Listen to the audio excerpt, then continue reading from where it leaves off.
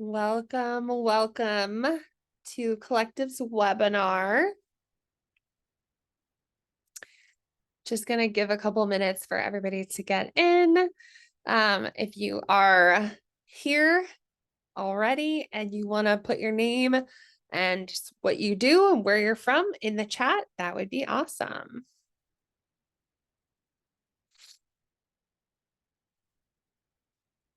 So while we're waiting on everybody to come on in.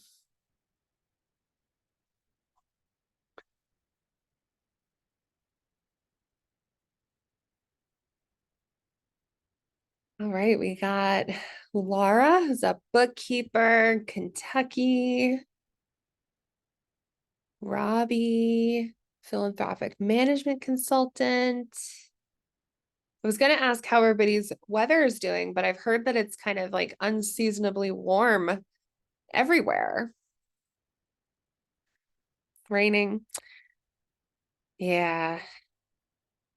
It's been raining a lot. I'm in Florida, so I really can't complain about the weather too much. But it has been quite rainy here the past week. It's been really nice though, so I'm trying to like soak it in. Oh no, not the tornadoes. Let's hope that that you don't have a lot this year. Okay, so let's just give one more minute. So it looks like we got people from all over. That's awesome.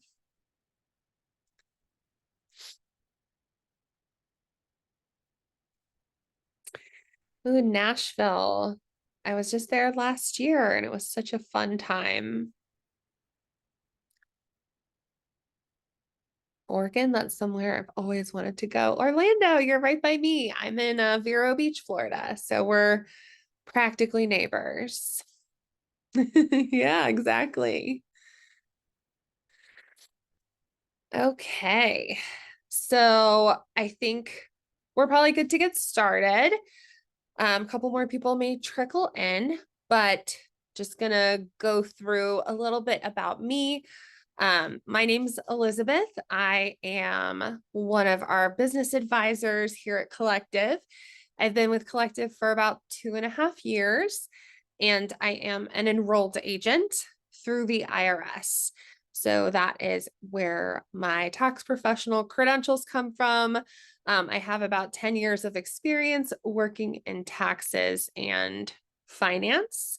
And prior to working at Collective, I worked as a power of attorney where I represented my clients, many of whom were small business owners that owed a liability to the IRS. So I negotiated on their behalfs, and that's partially the reason why I'm so passionate about what we do here at Collective, is because I love helping small business owners.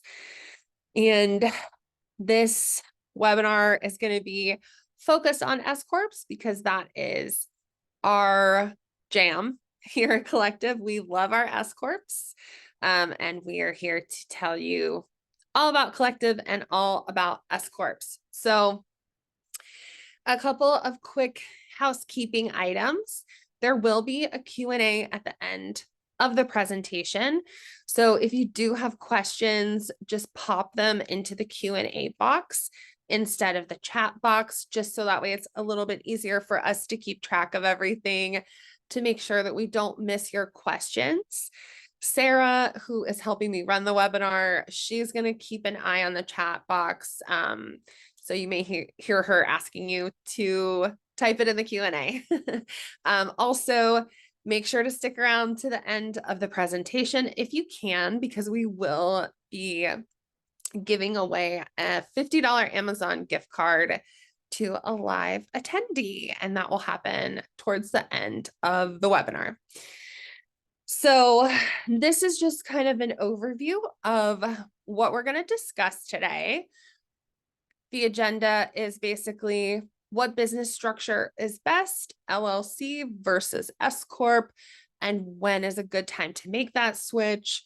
We're going to talk about how to estimate your taxes, how an S Corp can lower your estimated taxes, who can backdate their S Corp, when you can backdate an S Corp, and how backdating an S Corp can lower estimated taxes you've already paid.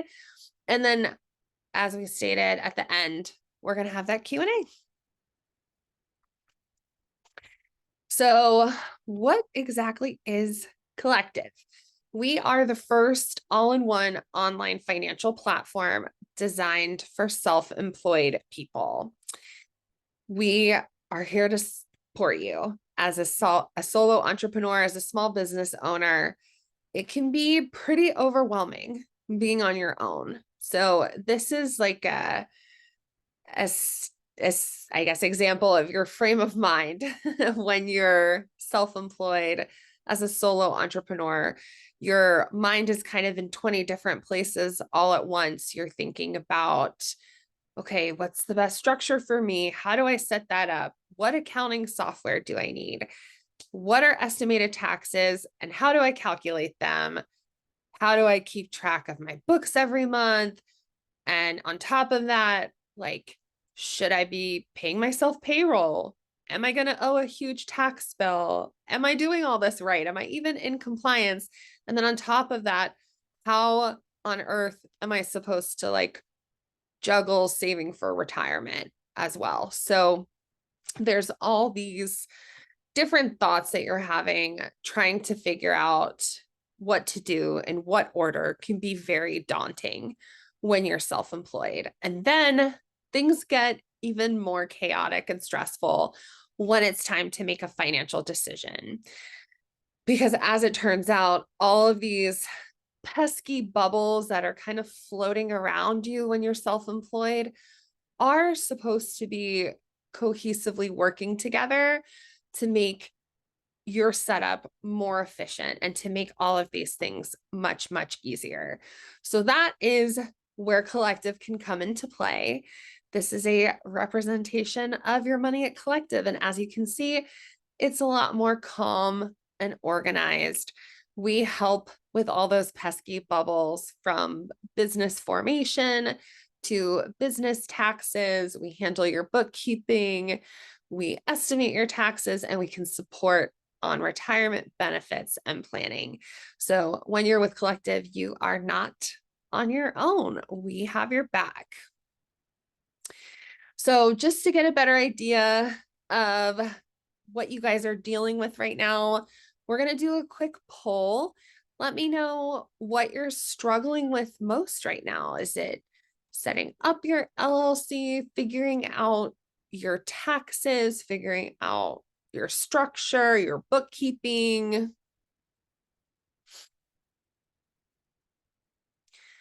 Just give a couple seconds.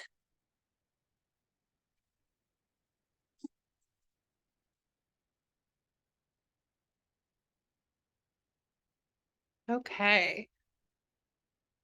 So let's talk about some self-employed federal tax basics. Now, one important structure to talk about is a pass-through structure, and that is what an S Corp is. So a pass-through structure is a business that doesn't pay income tax. All of the profits pass through to the owner's tax return. Taxes are paid on the profit after it's passed through, and they are not subject to double taxation.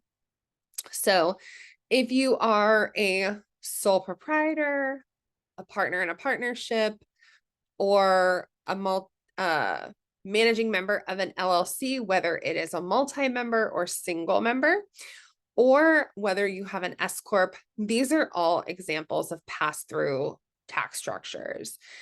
And when we mention no double taxation, that is in comparison to a C corporation that is taxed at the business level and then taxed again at the personal level when everything passes through to the owner's tax return. So the good thing about all of these pass-through structures is that they're only taxed one time. Now, there's a couple different types of taxes that self-employed people pay. One of them is income tax, and that's what you think of generally when people are talking about their taxes or their tax bracket.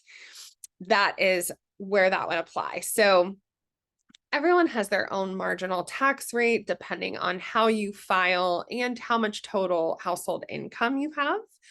But most of us fall somewhere between 20% and 37%, depending on our tax bracket for income tax purposes. Now, when you're self-employed, you pay self-employment tax, and that is a flat rate of 15.3%. It goes towards Social Security and Medicare tax. So it's the same thing as FICA tax. If you were ever a W-2 employee, we've all seen the dreaded FICA on our pay stubs. So it's the same thing. But when you are a W-2 employee, half of your FICA taxes are paid by yourself and the other half is paid by your employer. But when you're self-employed, you are having to pay both halves. So it can get really, really expensive. So in this scenario, this shows somebody who owes $15,000 in Social Security and Medicare tax. So if you were an employee, you would be paying in $7,500, and then your employer would be matching and paying the other $7,500. As we just discussed, when you're self-employed, you have to pay the whole enchilada, the whole 15K is totally your responsibility. So here is how the income works. Oops, sorry, I went too far. Works for your business. And this really applies to businesses that are being taxed as a sole proprietorship or a single member LLC. So you have your gross revenue, which is the money that your business earns for your services or your goods, minus any deductions. You arrive at your net income. So if it's positive, it's a profit. If it's negative, it's a loss. That profit or loss then carries through to you as the business owner's individual tax return. Your business profits are subject to 15.3% self-employment tax and also subject to income tax ranging from 0 to 37%. So it takes into consideration the profits from your business and any other income. So say your business is your side hustle and you also have a W-2 job, that is also going to be taken into consideration when we're arriving at your tax bracket. So you get to subtract your standard deduction or itemized deduction and any personal adjustments. And that is the tax that you pay on your business profit. So in terms of estimated taxes, generally speaking, who should pay estimated taxes? Basically, anyone who thinks that they would owe $1,000 or more in tax, which is usually anyone who is a sole proprietor or self-employed. It is very easy to owe $1,000 per year in tax. So it's generally going to apply to independent contractors, people who have their own businesses, sole proprietors, people who have an entity or own a share in an LLC. And the basics of estimated taxes are the IRS wants taxes to be pay as you go, so you don't owe. So just like with W-2 individuals who just receive a paycheck from their employer throughout the year and have withholdings, we're paying taxes as we go. And the IRS wants that to be the same for self-employed individuals. They don't want everyone just waiting until tax time to pay their taxes. So either through withholding, like a W-2 individual would have, or estimated tax payments like a self-employed individual would have. Again, you must make those payments if you expect to owe more than $1,000 in taxes for the year. And if you don't pay enough tax through withholding and estimated tax payments, you may be charged a penalty. So there's a couple different penalties associated with estimated tax payments. There is a failure to file penalty if you don't file at all. There's late payment penalties if you file late, and there's underpayment penalties if you do not pay enough. So it is something that is important to kind of get a good grasp on and make sure that you are making these payments if you can. And this just goes into explain that even if you are due a refund when you file your return, you may still be charged a penalty if you don't make the estimated tax payments on time. And those payments are due on a quarterly basis every year, April 15th, June 15th, September 15th, and January 15th of the next year. So estimated tax safe harbor rules, basically, how do I know how much to pay? Safe harbor just means that you pay the lesser of two scenarios. So you can do 90% of the current year's taxes. So this year, if you estimate that you're going to owe $1,000 in taxes, for example, you would take that $1,000, multiply that by 90%, and you arrive at $900.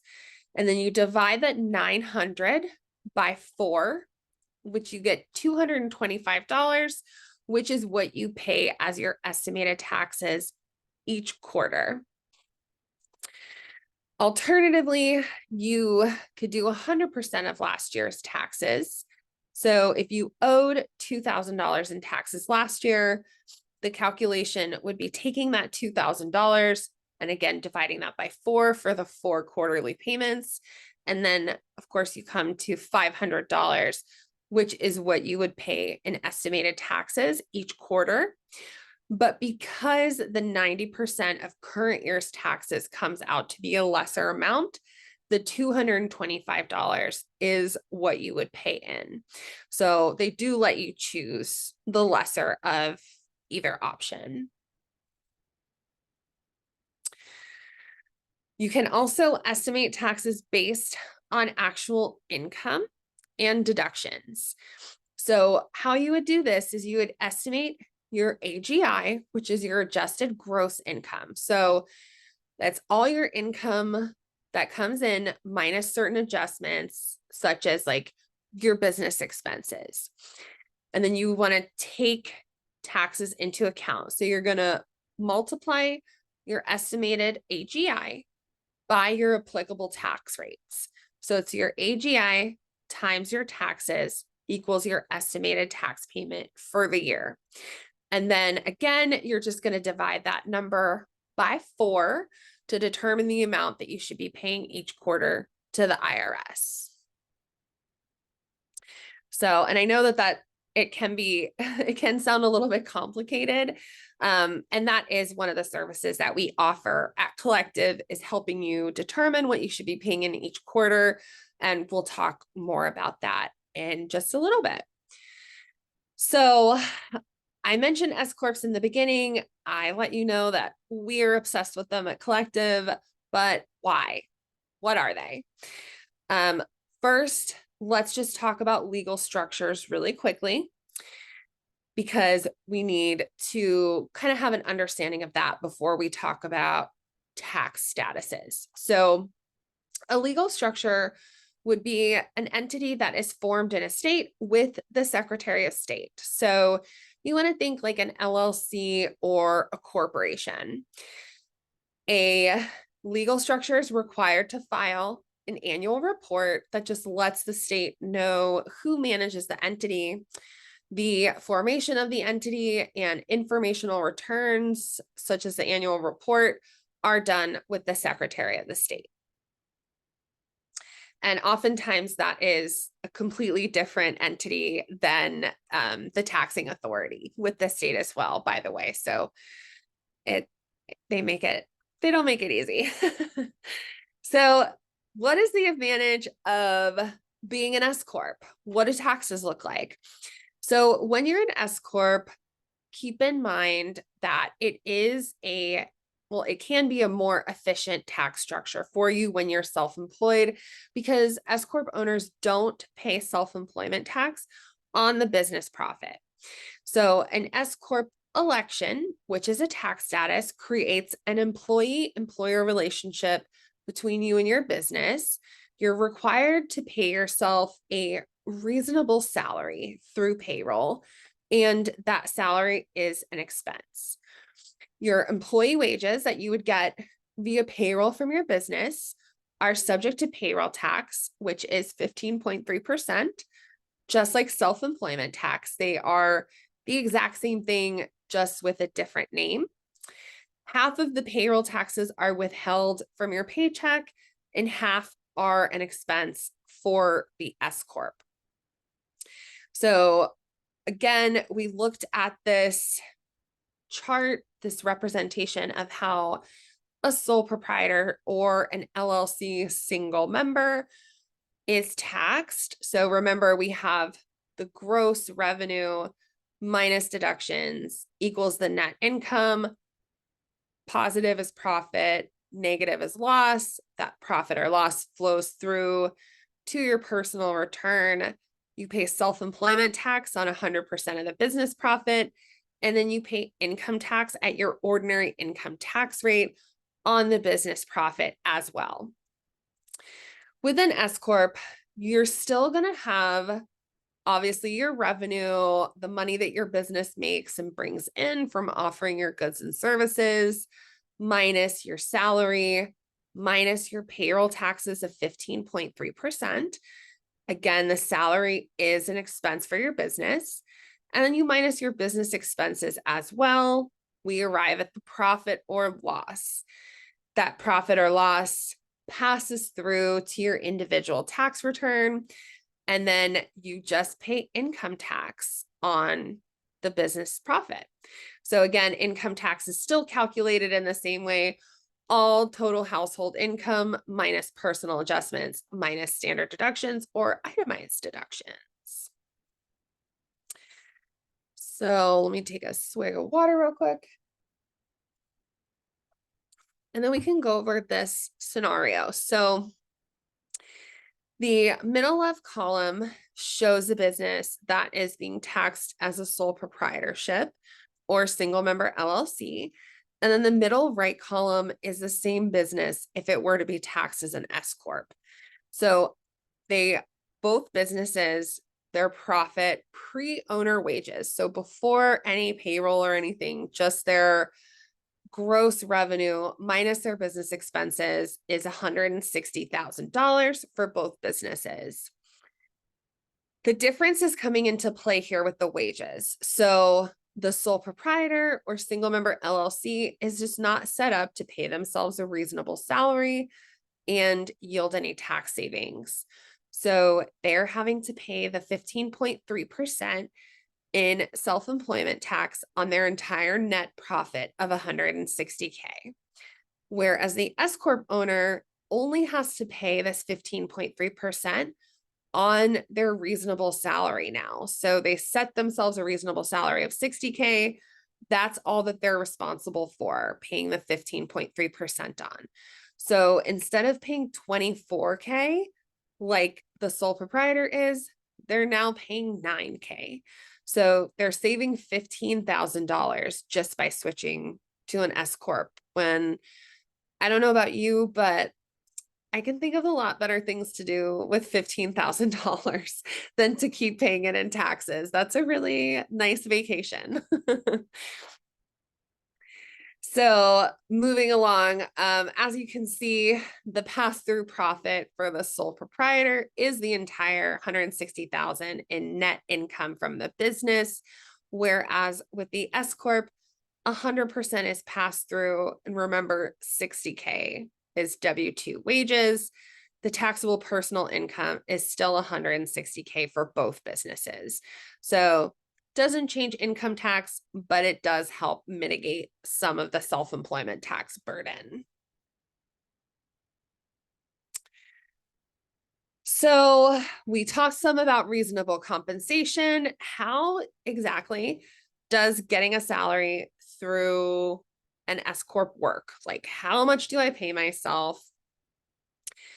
How does it work? So unfortunately, there is no set standard for reasonable compensation. It is purely a facts and circumstances argument.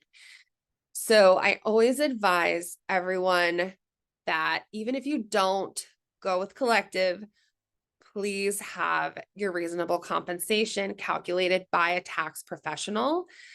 It is a gray area. The IRS has not given us an exact formula for reasonable compensation, and they've been arguing about it in court since the 1940s. So there are a lot of moving parts involved with calculating reasonable compensation, and a tax professional can help.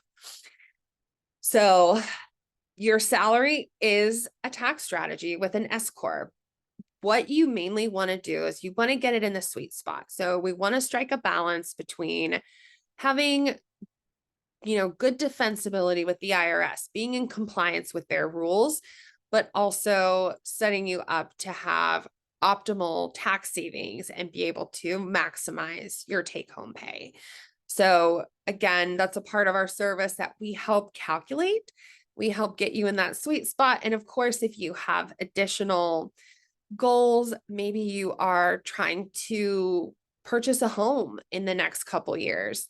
This is also a wonderful strategy for looking more favorable for lending purposes, because having that W-2 showing is really helpful when you are trying to obtain lending. So if you do have a certain goal in mind, you can always set your salary higher than what we would advise. But you can talk to our tax pros about that. So, is an S Corp right for you? As a business owner, you're constantly thinking about what is best for your business. If you are new to business, like this is a very, very new venture for you, either you haven't started yet or you have very few earnings, not a lot of clients or contracts lined up, then either being a sole proprietor or an LLC may be best for you until you are getting your income to a level where you're at about 60K per year in net profit at a minimum. If you do also just want a really simple, super straightforward tax structure, you don't want to have to deal with payroll, etc., then a sole proprietor or LLC may be right for you as well. An S Corp is going to be best if you are earning more than 60K in profit. For individuals who really want to maximize their retirement savings, it's also a great strategy. You have more flexibility as an S Corp in terms of retirement contributions due to the employee-employer relationship that the S Corp election creates. And you also want to make sure that you have enough cash flow to make regular payroll runs. So getting started with an S Corp, it's not that hard, y'all. We got you. How do we set it up? So at Collective, we try to be a one-stop shop for you and have a comprehensive suite of services that does include LLC/S Corp formation. So if you're coming to us as a sole proprietor, we would start by filing the LLC for you in your state with the Secretary of State. And then we also get your articles of organization. We set up the LLC operating agreement and do all other compliance and administrative work, like getting your EIN, filing the S Corp election, and then getting you registered as an employer, just so you can go on payroll to satisfy that requirement. We also provide you with setup tools such as the bookkeeping and payroll software. And we set up your money flows, like your business bank account, business credit card. We link those to our software, and we would change any expenses and customers over. We can provide guidance on that. if you are being paid, as a sole proprietor, you would want to switch those over to be paid as your LLC. Now, in terms of ongoing business operations, there's going to be an additional filing that you need. So as an S Corp, you not only file your individual tax returns, federal and state, but you also have to file a separate business tax return. You also have to file quarterly payroll returns. So there is some additional administrative work there. To maintain the entity, you do need to file state paperwork, like we talked about, that annual report that's due every year. And most states do charge an annual fee as well. And then you need to make sure that you're keeping up your books and your tax obligations. So you need to maintain your books on a monthly basis. You want to make sure that everything is clean and up to date. And you need to make sure that you're paying estimated taxes quarterly on the federal and state level. So who can backdate an S Corp? If you are already an LLC, we can make your S Corp retroactive to January 1st, as long as your LLC formation date is before or on that date. And how does that work? How do we backdate it for the beginning of the year? What all is entailed in that would be filing the backdated S Corp election with the IRS. And then we would present a late election reasonable cause argument to them. If you need an EIN, we can get that. But in most cases, if you already have an LLC, you likely have an EIN. But just in case, we also, like I mentioned previously, would register you for your payroll account. We would get you caught up on payroll, and we would clean up your bookkeeping. So we would reconcile and categorize your books, get everything organized back to January 1st, include any business expenses.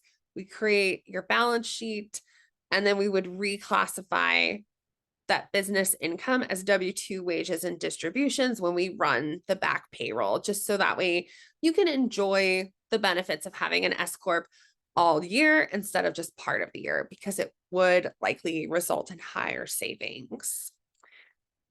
So backdating an S Corp can lower taxes you've already paid. You pay a larger amount of self-employment taxes when you're just an LLC. We went over that towards the beginning of the call, where we talked about that 15.3% in self-employment taxes and how you pay that on 100% of your profit when you're just an LLC versus just on your reasonable salary when you're an S Corp. If you've already paid estimated taxes for the first and second quarter as an LLC, backdating an S Corp election will lower those tax bills retroactively. So basically, if you've already paid in too much in estimated taxes, you'll get a refund at the end of the year. When should you backdate an S Corp? So now, now is the perfect time. So March 31st is the deadline to join Collective and still have your S Corp backdated for 2024. Honestly, we do encourage people, if you can, and you think that Collective sounds like a fit for you, to sign up before then. And the reason for that is that the IRS gives 75 days from the start of the year to decide if you want to be taxed as an S Corp for that year. So if we file the S Corp election by March 15th, then it is considered a timely filed S Corp election. If we wait until the end of March, then we have to apply for what's called late election relief, which is okay, but it's just a little bit more entailed. We have to give a reason as to why you didn't timely file. And I've never seen the IRS not accept a timely filed S Corp election. So just a couple things to consider. But either way, now is a perfect time to join. So are you thinking about switching to an S Corp? Let us know.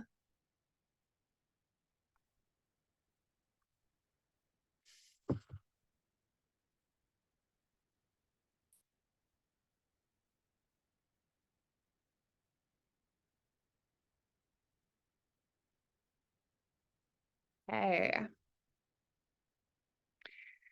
So, what it's like out there on your own without collective, you are just like happily running your business. And again, you've got all these little bubbles where you want to be an S Corp because you want the tax savings, but maybe you just really like doing all the administrative stuff yourself, or you're just apprehensive to kind of like give up control over your business because it feels like it's just been so personal this whole time. Collective just makes it easy. We are one platform experience. All of your information is in one place, communicating with each other.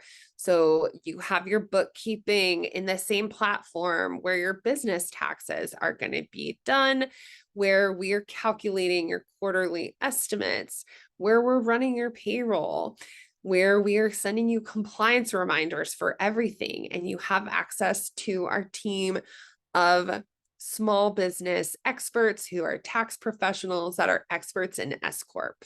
So it's just a very cohesive, one-stop shop experience that can really help you with your peace of mind. So, everything that you are considering with collective, it's all in one place. We are available nationwide, and we work with sole proprietors, single member LLCs, LLCs who are already filing as S Corps, and if you have 60K or more in self-employment profits. Now, what to expect your first year at Collective would be LLC and S Corp formation. So again, we pick up wherever we need to in the process by either forming the LLC or filing the S Corp election, getting the EIN. You can talk to us about retirement plans and health insurance. We also offer guidance throughout the year on reasonable compensation. We help you set up your bookkeeping and payroll tools, register you as an employer, and you get a training call with one of our onboarding accountants. They walk you through how everything works. For ongoing back office support, we do bookkeeping for you on a monthly cadence.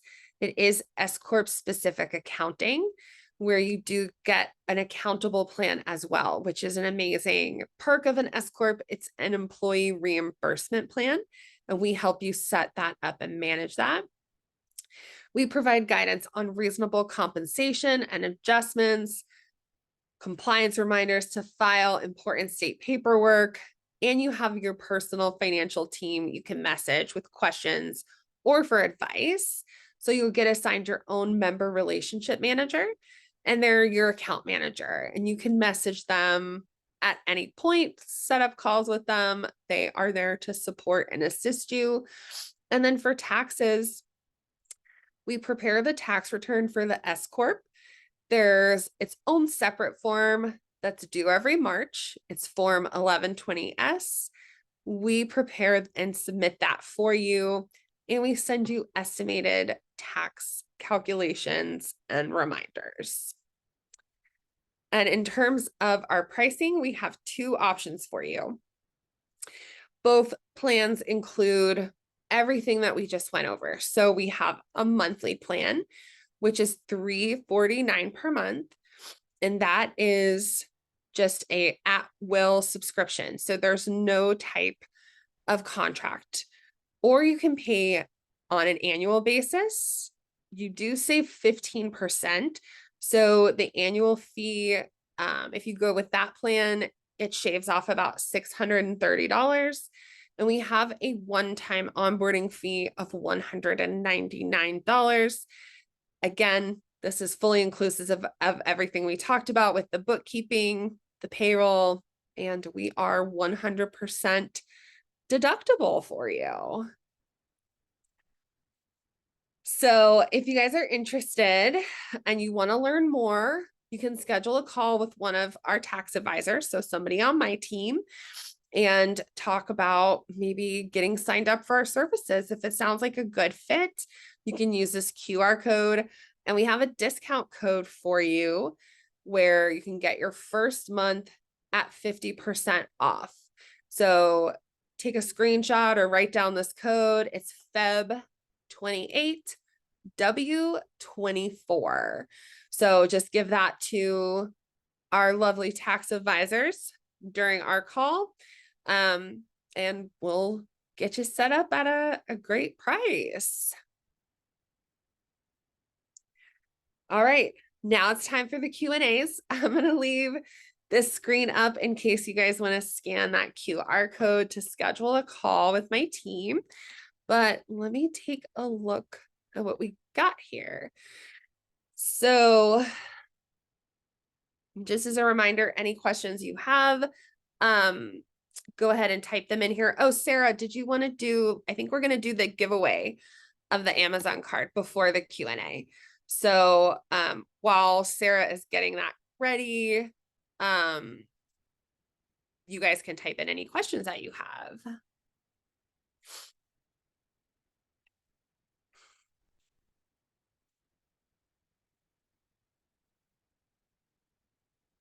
Okay, so we have a winner. Is Rhonda Eel here?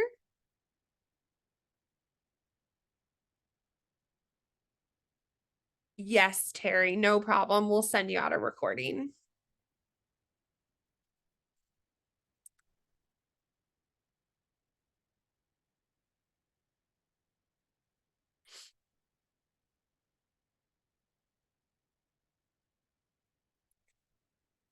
Oh, I see we have a lot of questions in the chat too. That's okay. I'll try to get to these as well. Okay, wonderful, Eric. Yes, please schedule a call with us. We'd be super excited to talk to you. Okay, so let's get to the Q&As. I'll circle back to the questions in chat in just a couple minutes here. So we have a question. Taxes are paid the following year. Yes, with an S Corp, it's the same way. Taxes, so for 2024, if you're operating as an S Corp this year, you would pay taxes next year. We'd file your S Corp return in March. It's just an informational return, so you wouldn't have to pay any corporate income tax on that. And then you would just get a W-2 and a K-1 from the business to file your personal taxes with in April.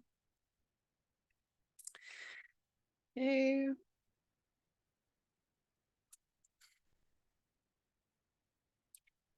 Do you have to use a payroll app or program to pay yourself, or can you just claim what your salary is at the end of the year?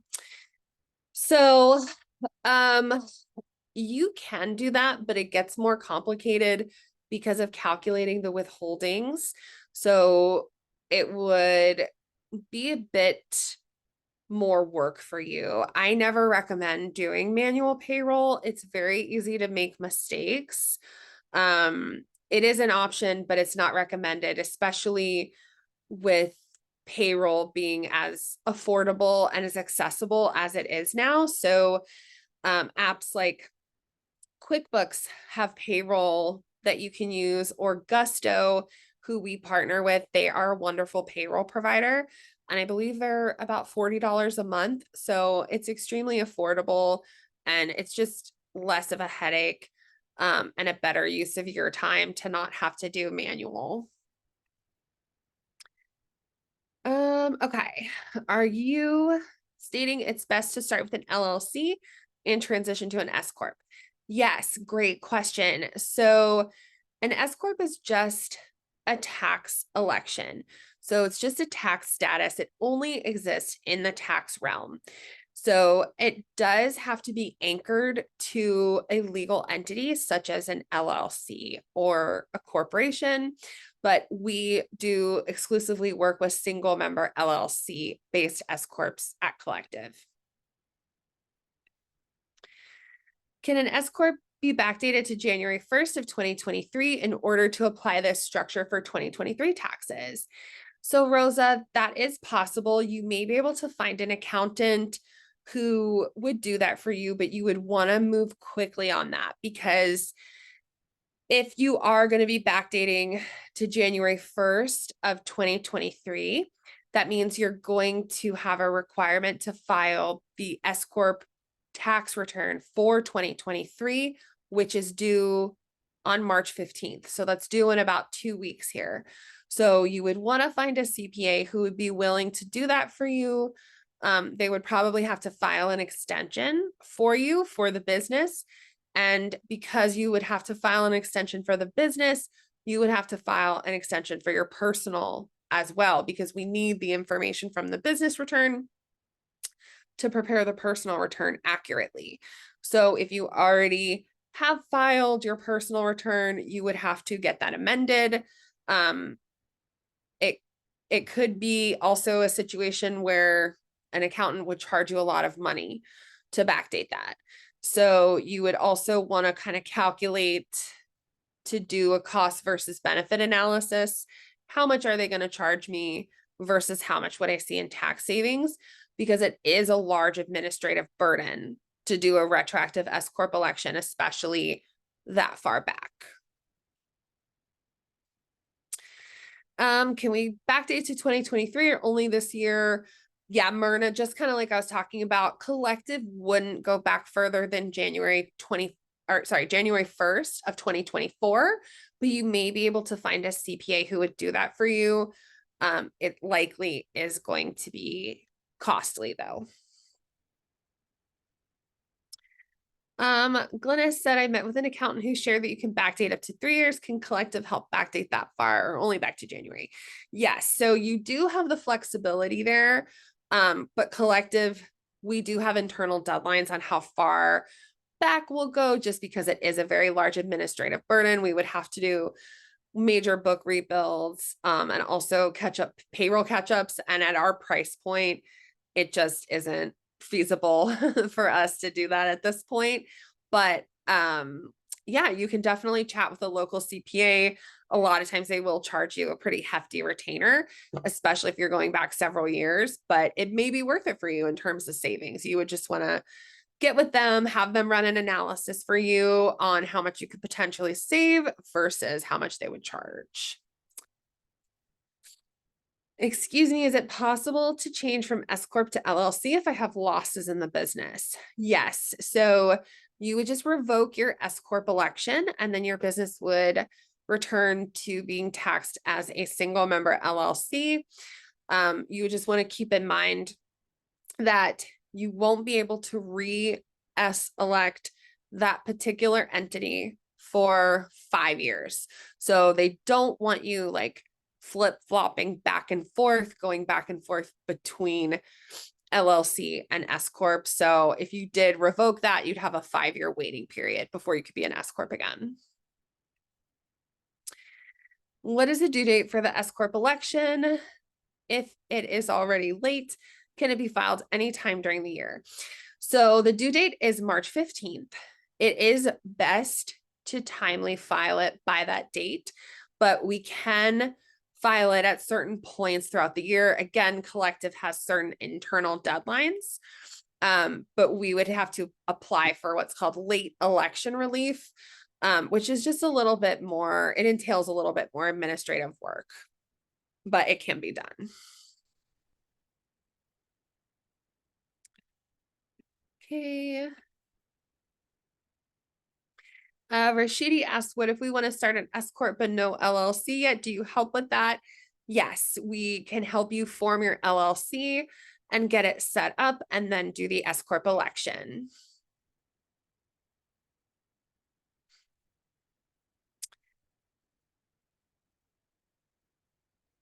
What website can be used to pay estimated taxes? Laura, you can go directly on irs.gov. There's a little button that says pay, and you can go right there and pay. Or there's the EFTPS website where you create an account to pay your estimated federal taxes. There's also one that I've used in the past because sometimes those federal government websites have, if you had like an issue in the past with a tax return not being accepted, Sometimes they won't let you create an account. So there's also a website that is very good and secure called pay1040.com. So you have a couple different options there. Okay. Does the monthly fee cover setting up different LLCs if I have two different businesses? And do you file the yearly required documents for LLC or S Corp? So the monthly fee would be per business. So you would need to have different accounts if you had separate businesses, because the bookkeeping, accounting, payroll, and tax would all need to be completely separate for each business. We do file the yearly required documents for the S Corp, like the tax return. We send you reminders of the annual report that you need to file, and you just would log in and file that.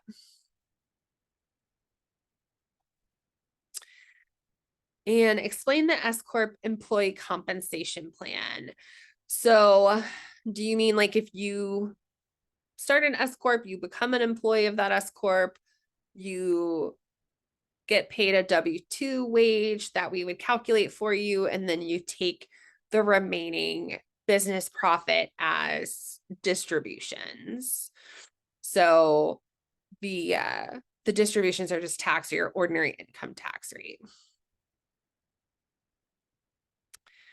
Sharon asks, what is involved in payroll and bookkeeping? So the payroll is pretty simple. It's just automated payroll. Like I mentioned, we partner with Gusto and they are extremely user-friendly. They are fully integrated into our platform. So it is still a one platform experience. You don't have to go to a third-party website.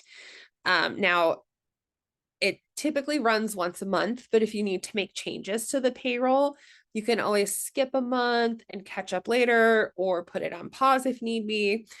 And bookkeeping would be done by our team.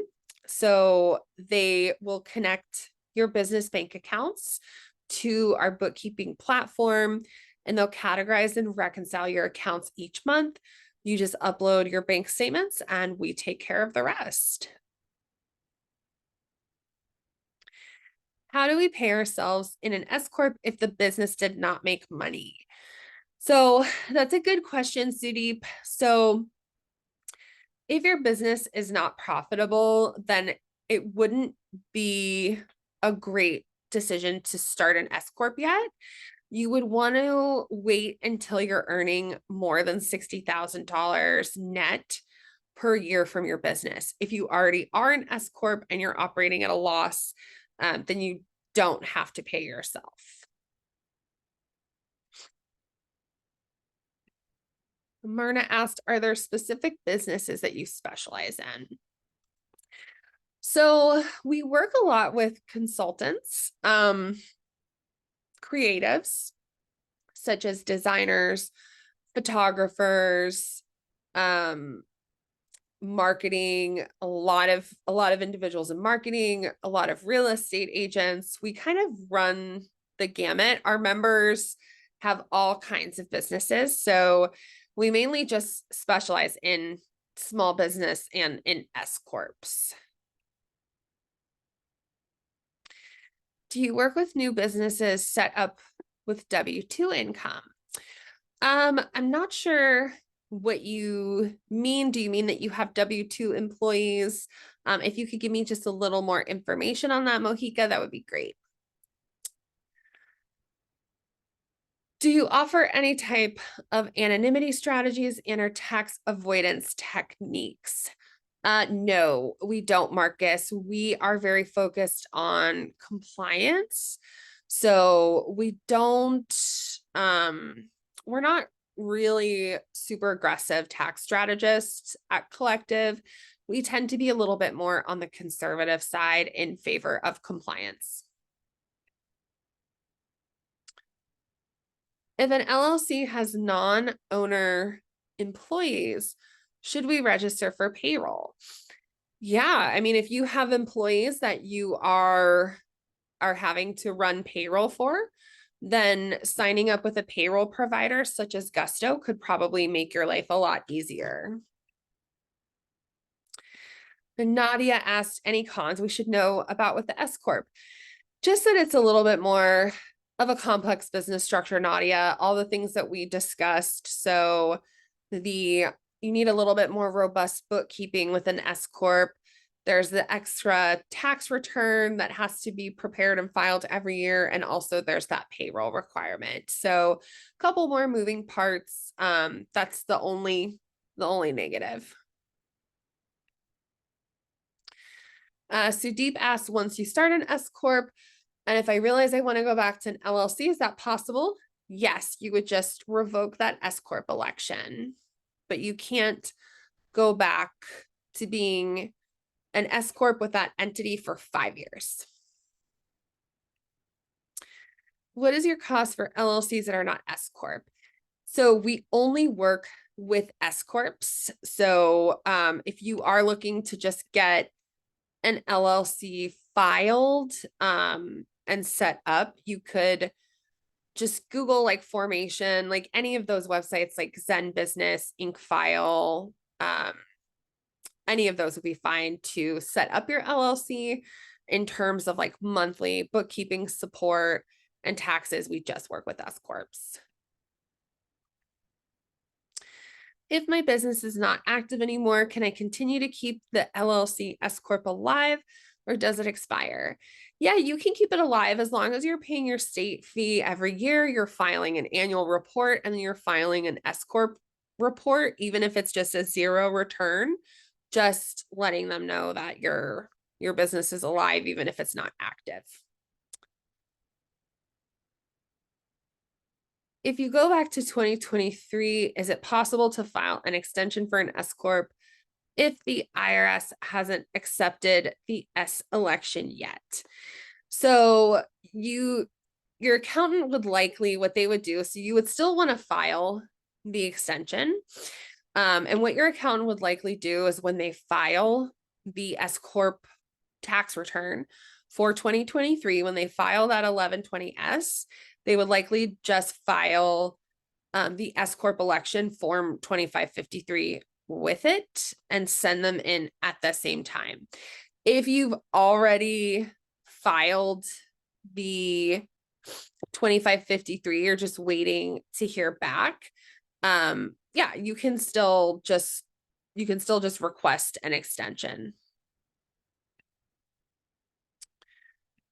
Should the S Corp election be done every year separately? Can we skip any year in between to tax as LLC? So the S Corp election is just done once, and then it's just kind of perpetually in place. They don't want you switching back and forth from LLC to S Corp. So if you do revoke the S Corp election, then you can't re-select that entity for 5 years. Can you pay your grown university children to help lower your tax burden? Since we are giving them money anyway to live, they do assist me. So if they are of legal age to work, and you can prove that they are actually doing work for the business, then sure, absolutely. But you do have to prove that you are paying them an amount that you would pay anybody else if they were working for you. So you can't, if they do an hour of work, you can't pay them like an insane amount for that. It has to be like a market rate for what you would pay for those services. And you have to be able to prove the work that they did and the hours that they worked. If they are, of a close relation to you, the IRS does look into that a little bit more than they would if it was, it's called a non-arm's length transaction. So it's just something they pay attention to. So you want to make sure that you're documenting everything to prove the work is being legitimately done. So what if I elect S Corp, but the business doesn't make more than 60K in revenue? So in that instance, Sharon, you just wouldn't see any tax savings likely. Nothing bad is going to happen. There's not going to be any penalties. You're not going to go to tax jail or anything. You just likely wouldn't see a tax savings below that amount. When you have multiple business focuses like YouTube and real estate, do you need separate entities? In most cases, yes. If the two are really completely unrelated revenue streams, it is best to separate them into two separate entities. The IRS uses different business activity codes. They're called NAICS codes. So you would want to see first if you could find a code that encompassed both revenue streams. But if not, then you would want to form the businesses according to the NAICS. And this just helps the IRS identify what kind of business your business is conducting and see if your expenses are congruent with industry standards. So if you form a YouTube channel, but then you have real estate agent, for example, expenses, they could say, well, that's not congruent with industry standards, so we're going to disallow these expenses, which would not be ideal. So it's best to just keep it separated when in doubt. Rashidi said, I apologize if the business has to start as an LLC before turning to an S Corp. Is there a waiting period? Just want to double confirm. So yes, we start the business as an LLC. So that way the S Corp election can anchor on to that legal entity, and that LLC can be taxed as an S Corp, because an S Corp is not a legal entity. So it's just a tax status. So you can't go from, being a sole proprietor to being taxed as an S Corp. There has to be that step in between of forming a legal entity. There is a very small waiting period of when we file the paperwork with the state to when we get the articles of organization back, typically a week to 2 weeks. Is there a limit to how many single member LLCs I may have?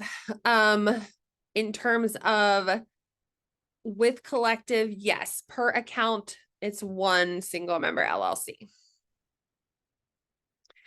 Do you create W-2s? Yes, we will give you your W-2 and your K-1 to file your personal taxes. Is your bookkeeping platform QuickBooks? No, we have our own proprietary bookkeeping platform. It's called Collective Accounting. If you do end up scheduling a call with one of our advisors, they can send you some demos of our bookkeeping platform if you're interested. Okay, can you please share what would happen if you make less than 60K 1 year, or if you don't make a profit? What happens if you still file as an S Corp in this situation?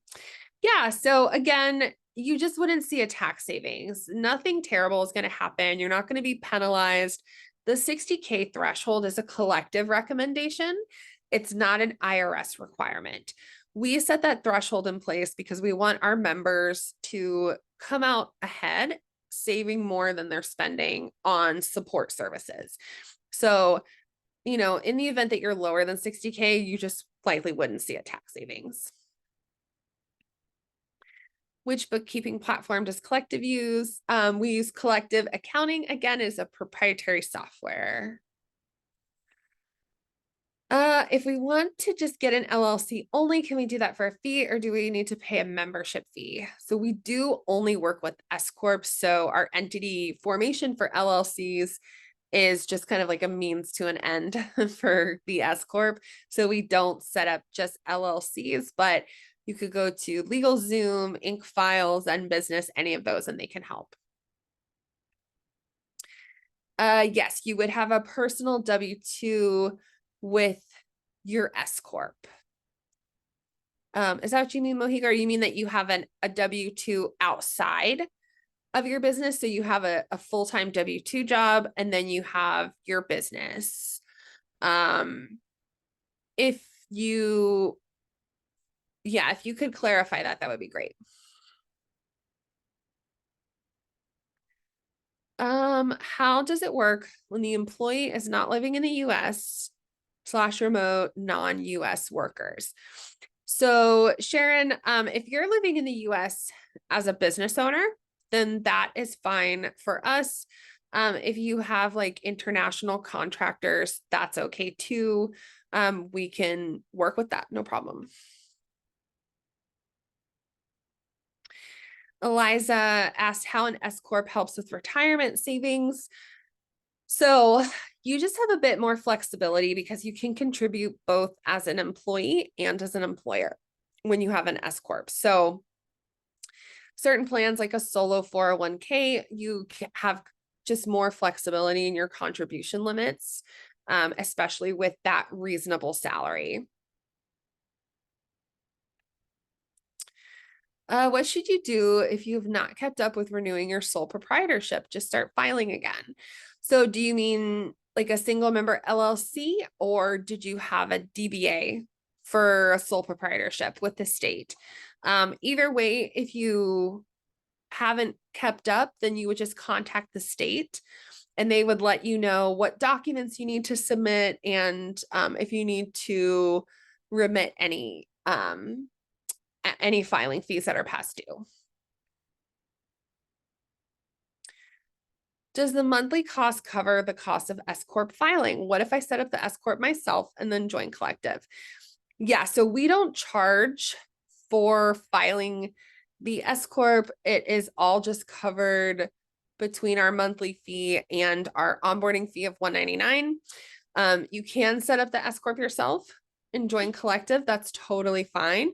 But typically, if you do that through one of those websites that I've mentioned a couple times, like Zen Business or LegalZoom, it's going to be a lot more expensive than what collective will charge just to form the LLC and S Corp. It's a much more affordable option to just go with collective from the get-go. If your data is proprietary, what happens when you stop using your services? How do we access the data for historical purposes? So great question, Myrna. So basically, if you were to stop using our services, obviously we don't want that, but if that were to happen, we would make sure that you had your CSV file for your bookkeeping, and then you could just migrate that over to whatever new system you use. And in terms of the payroll account, you can just take over the billing for that. So we make sure that it's an easy transition for you either way. Yes. Okay. So if you have additional W-2 income outside of your business, it can have a material impact on the potential savings with an S Corp because of the Social Security cap. So if your W-2 job is a high earning position where you're earning more than $168,600 per year, then an S Corp likely wouldn't make sense and you'd be better off just sticking with an LLC or a sole proprietorship. All right. If you have a full-time job and a part-time job, assuming both jobs are related, can you collect your full-time income through your business, or do you have to use your social security number? Essentially, is there a way to get tax benefits working for someone else? So yeah, you can potentially do that.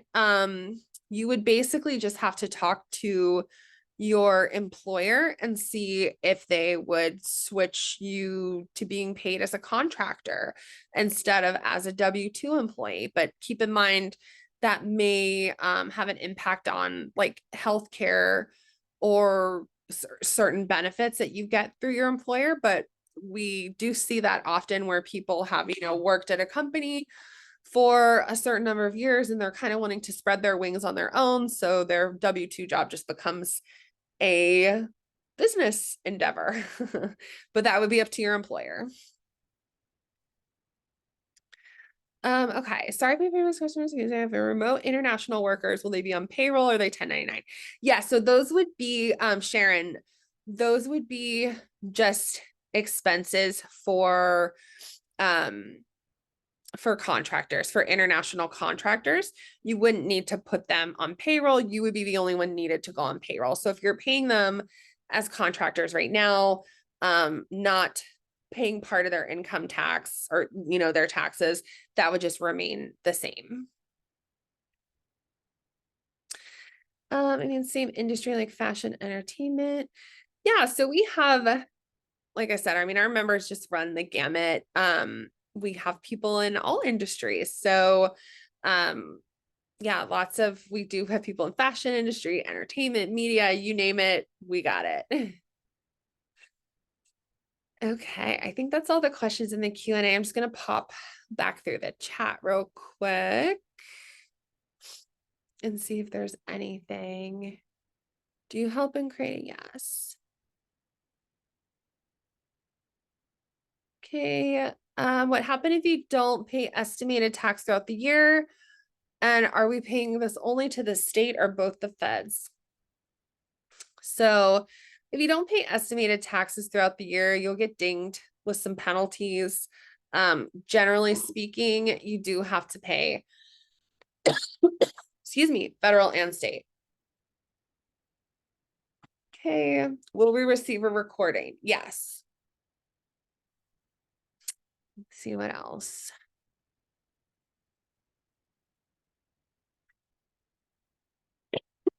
Excuse me. Is the annual report a state requirement for all states? No, not all states, just some. Okay, guys, I think that's it. Thank you so much for attending the presentation. We'll send out a replay. Have a great day.